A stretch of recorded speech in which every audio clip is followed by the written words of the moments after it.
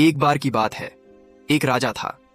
जब भी वह मंदिर जाता तो वहां दो भिखारी उसके दाईं और बाएं बैठा करते थे। दाईं और बैठने वाला भिखारी कहा करता, हे ईश्वर, तूने राजा को बहुत कुछ दिया है, मुझे भी कुछ दे दे। जबकि बाईं और बैठने वाला भिखारी कहता, ऐ राजन, ईश्वर ने तुझे सब कुछ दिया है, मुझे भी कुछ दे दे। दाईं ओर वाला भिखारी बाईं ओर वाले से कहता, ईश्वर से मांग, वह सबकी सुनता है। इस पर बाईं ओर वाला उत्तर देता, चुप रह मूर्ख, ईश्वर नहीं राजा देता है। एक दिन राजा ने अपने मंत्री को बुलाया और कहा, मंदिर में जो दाईं ओर बैठता है वह सदा ईश्वर से ही मांग करता है, निश्चय ही ईश्वर उसकी सुनेगा। पर जो बाईं ओर बैठता है वह हमेशा मुझसे ही मांग करता है।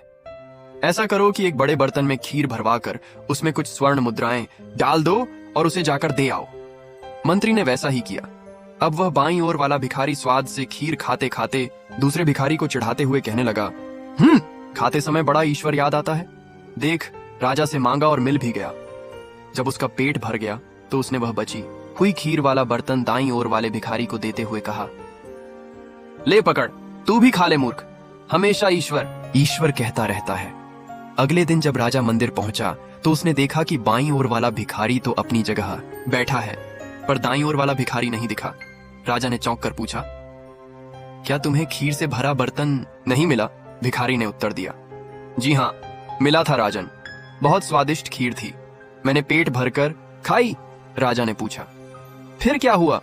भिखारी बोला, जब मेरा पेट भर गया तो मैंने उस दूसरे भिखारी को दे दी और कहा, मूर्ख, हमेशा कहता है कि ईश्वर देगा, लो खा लो।